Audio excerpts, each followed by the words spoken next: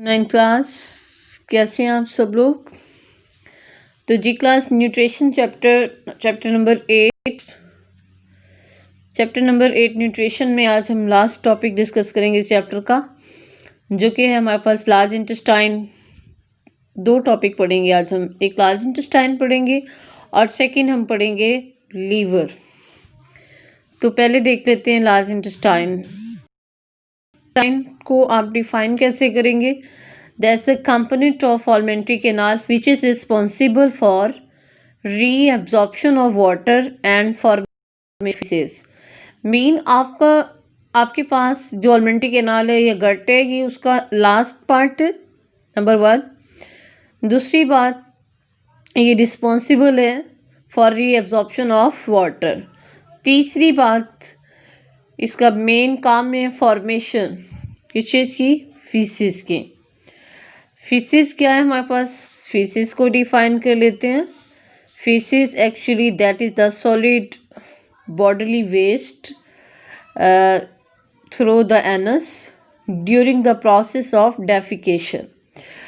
मतलब डेफिकेशन के दौरान जो सॉलिड मटेरियल, जो पेस्ट फॉर्म में जो सॉलिड मटेरियल आपके पास होता है, जो आपका सॉलिड बॉडी का वेस्ट होता है, जिसका बॉडी में कोई रोल नहीं है, उसे बॉडी से जितनी जल्दी पॉसिबल एलिमिनेट हो जाना चाहिए, उसे हम फीसिस बोलते हैं।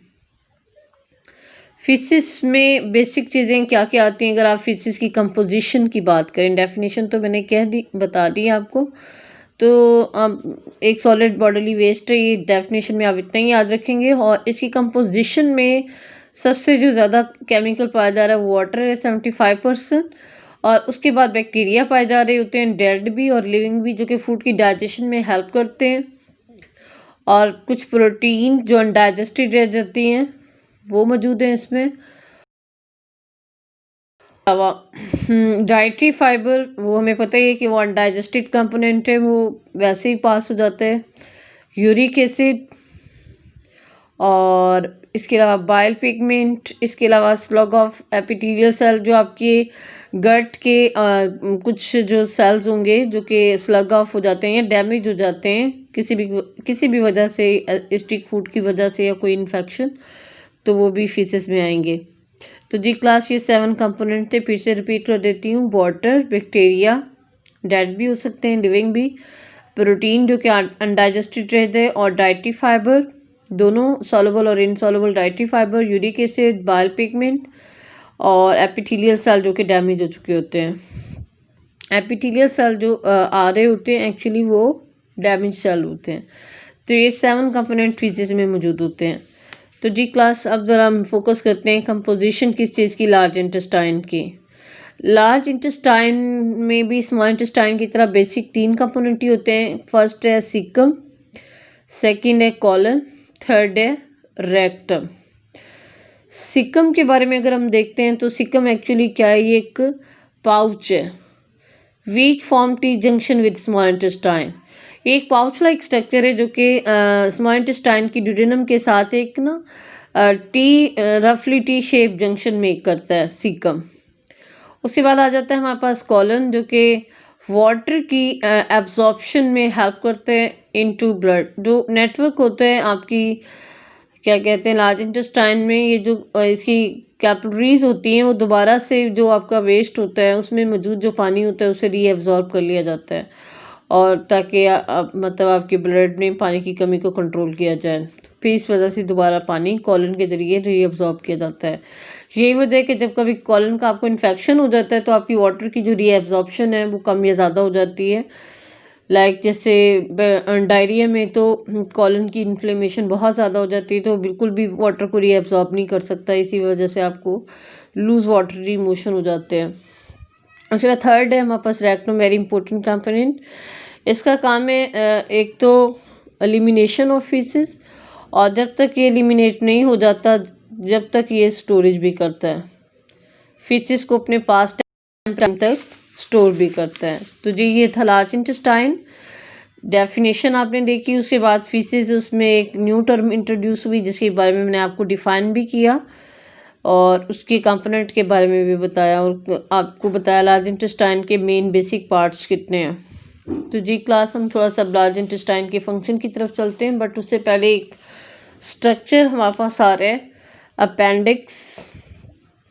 अक्सर आप सुनते हैं, ऑपरेट करा रहे होते हैं लोग। तो एक्चुअली साइंटिफिकली अगर आप थोड़ा सा बैकग्राउंड हिस्ट्री में चले जाएं तो अपेंडिक्स आता है वेस्टिजियल ऑर्गन में। वेस्टिजियल ऑर्गन आपके कौन से होते हैं? जो कभी आपके पास्ट में एक्टिव थे बट प्रेजेंटली आपकी बॉडी में वो मौजूद तो हैं लेकिन इनएक्टिव हैं, कोई काम नहीं कर रहे। उन ऑर्गन को फिर आप वेस्टिजियल ऑर्गन बोलते हैं। तो उनमें से एक अपेंडिक्स भी है। डिफाइन कैसे करेंगे? This is the non functional finger like projection. एक नॉन मतलब फंक्शनल, इसका प्रेजेंटली कोई काम नहीं है, और फिंगर लाइक प्रोजेक्शन है जो कि अराइज होता है basically from the blind end of caecum के जो ब्लाइंड एंड है ये वहाँ से अराइज होता है।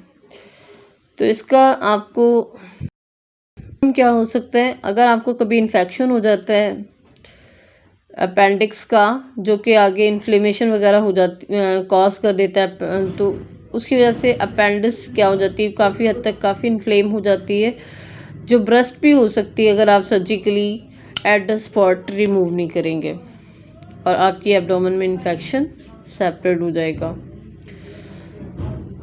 उसके बाद क्लास हम बात करेंगे इन्वॉलंटरी एक्शन की।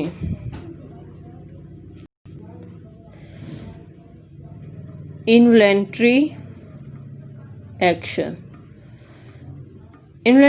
हम उन एक्शन को कहते हैं which are not your conscious control.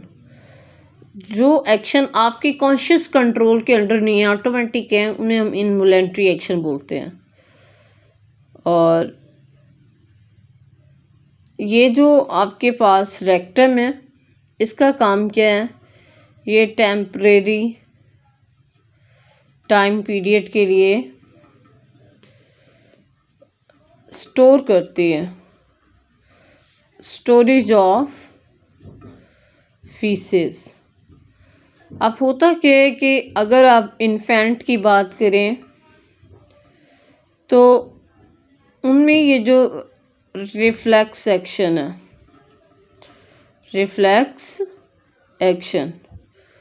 वो कंट्रोल्ड नहीं है। माँ टाइमली बच्चे को लर्निंग देती है, उसकी हैबिट डेवलप करती है कि आपने कैसे इस इनवॉलंटरी एक्शन को वॉलंटरी एक्शन में टर्न अप करना है। ये हैबिचुअली ऐसा होता है कि हम अपनी इस इनवॉलंटरी एक्शन को वॉलंटरी एक्शन में कन्वर्ट करते हैं। तो अब रेक्टम के पास मौजूद है जी फीसेस, और ये रेक्टम ओपन होगी एक पोर के ज़रिए एनस के अंदर, और एनस रिफ्लेक्स एक्शन के जैसे ही एनस को रिफ्लेक्स एक्शन मिलेगा, रिफ्लेक्स एक्शन के रिस्पांस में एनस ओपन हो जाएगी आउटसाइड द बॉडी, और आपको वो जो फीसेस होगा वो बॉडी से एलिमिनेट हो जाएगा। तो एनस एक्चुअली हेल्प आउट करती है आपको एलिमिनेशन में। रेक्टम को कैसे हेल्प आउट करती है? क्योंकि रेक्टम एनस में ओपन हो रहा है और एनस आउटसाइड ऑफ बॉडी। तो रिफ्लेक्स एक्शन क्या होता है हमारे पास? आपके पास वो इन्वॉलंटरी एक्शन जो बहुत ज़्यादा क्विकली, बड़ी तेज़ी से फॉर्म हो, उन्हें हम रिफ्लेक्स एक्शन कहते हैं। और अपना इन्वॉलंटरी एक्शन क्या है वो मैंने अभी कुछ देर पहले मेंशन किया कि जो एक्शन, जो अमल आपकी जिसमें आपकी अपनी मर्ज़ी शामिल ना हो।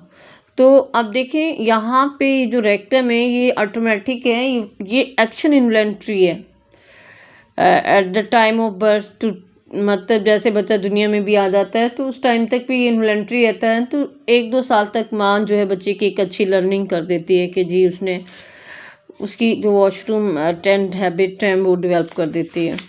तो इस तरीके से वो अपनी इस इनवॉलंटरी एक्शन को वॉलंटरी एक्शन में कन्वर्ट कर देता है। उसके बाद नेक्स्ट टॉपिक है हमारे पास लार्ज इंटेस्टाइन टॉपिक्स हमारा कंप्लीट हो गया। तो सेकंड टॉपिक है फिजियोलॉजी है हमारे पास। किस चीज़ की क्लास?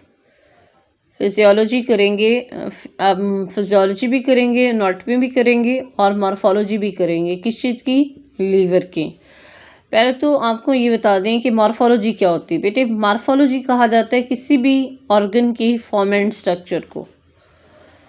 मतलब उसमें अगर मॉर्फोलॉजी देख रहे हैं तो आप वेट देखेंगे कि लीवर का वेट कितना है। 1.5 kg है वेट किसी भी अडल्ट के अंदर। और उसका साइज़ अगर देखना चाह रहे हैं आप, तो साइज़ जो होगा लीवर का वो एक फुटबॉल साइज्ड है। वॉलीबॉल में जो फुटबॉल आप यूज़ करते हैं तो फुटबॉल साइज़ है लीवर। कलर देखा जाए तो डार्क रेडिश है। और लोकेशन आपकी बॉडी में कहाँ पे मौजूद है liver? Actually that is located beyond the diaphragm. Beyond मतलब अंडर, और डायफ्राम क्या है हमारे पास? एक thick muscular structure, thick muscular structure. और on the right side of abdomen, आपकी एब्डोमेन की किस साइड पे लीवर पाया जा रहा है? राइट साइड पे।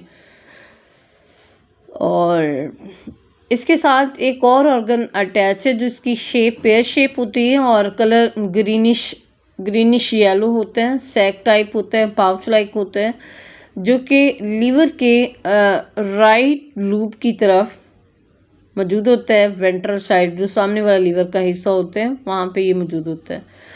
तो जी क्लास हमने मॉर्फोलॉजी के बाद अब देखनी है उसकी एनाटॉमी, फिर हम फिजियोलॉजी देखते हैं।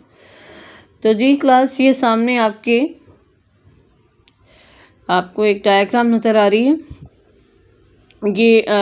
ये आपके पास लीवर है आपका, ये सारा ये जो आपको दिखाया जा रहा है कि आपका लीवर जो होता है बेटे एक लार्जेस्ट ऑर्गन है। ये लार्जेस्ट ऑर्गन है, इसे आप लार्जेस्ट ग्लैंड कह सकते हो। ये मल्टी लूब है, आप देख रहे हैं इसके 3 लूब है। तो ये इसका लेफ्ट वाला लूब है, और लूब कहते हैं उभार को, जैसे ना थोड़ा सा उभरा हुआ है जैसे यहाँ पे भी। और ये राइट साइड, लेफ्ट लूब इसका छोटा होता है as compared to right side. ये जो इसका साइज है ये काफ़ी बड़ा है। और राइट साइड पे ये इसके अंदर ये जो एंटर हो रही है हैप्टिक पोर्टल वेन है, ये जो स्मॉल इंटेस्टाइन से आ रही है। और इसके अलावा क्लास ये जो इसका राइट साइड है, राइट पोस्टीरियर साइड, ये यहाँ पे आपको वही ग्रीन पेयर लाइक जो पाउच है जिसे हम क्या कहते हैं गॉल ब्लैडर मौजूद होता है राइट साइड पे। जिन लोगों का गॉल ब्लैडर रिमूव करना पड़ता है बड़ा केयरफुली आप ये इसकी कॉमन बाइल डक्ट को मतलब कट अप करके बड़े एहतियात से इस चीज़ को रिमूव करते हैं, लाइक जब कभी आपको गॉल ब्लैडर स्टोन हो जाता है। और इसके बाद कॉमन बाइल डक्ट, इसमें से ये जो आपका गॉल ब्लैडर, इसमें से एक डक्ट निकली है जिसे हम कॉमन बाइल डक्ट कहते हैं, क्योंकि लीवर का जो वेस्ट है वो बाइल है, वो हम पहले भी पढ़ चुके हैं। तो ये जो बाइल है ये टेम्परेरी टाइम के लिए इस ग्रीन जो सैक है पेयर लाइक सैक उसमें ये स्टोर कर लेते हैं, और ज़रूरत पड़ने पे कॉमन बाइल डक्ट के ज़रिए ये ड्यूडेनम में लीव कर देता है। Duodenum is the first part of small intestine. तो वहाँ पे ये बाइल जो है अमल्सिफिकेशन में हेल्प करता है। अमल्सिफिकेशन हम पहले भी डिस्कस कर चुके हैं, अब भी इसकी फिजियोलॉजी में भी देखेंगे। तो जी क्लास ये जो लेफ़्ट साइड पे है आपका ये स्टमक मौजूद है, जो कि लेफ़्ट लूप को थोड़ा सा एडहेयर कर रहे हैं। और उसके बाद ये आपको इसकी लेफ़्ट लूप की थोड़ा सा बॉटम पे आप देखेंगे आपको ये स्प्लीन नज़र आ रहा है जो इम्यूनिटी में हेल्प करते हैं। और उसके बाद उसके अंदर ये जो ग्रैंड्यूलर आपको एक डबल ग्लैंड नज़र आ रहा है पैंक्रियाज। और साइड पे यही लेफ़्ट जो आपका क्या कहते हैं स्प्लीन के बिल्कुल नीचे ही आपको लेफ़्ट किडनी नज़र आ रहा है। और उसके बाद ये जो आपका कंपोनेंट है ये सारा स्मॉल इंटेस्टाइन है, ड्यूडेनम के बाद ये जुजिनम और फिर ये इलियम। जी तो जी क्लास ये थी एनाटॉमी हमारे पास। किस चीज़ की एनाटॉमी थी हमारे पास? ये लीवर की। जी क्लास ब्रेक करते हैं।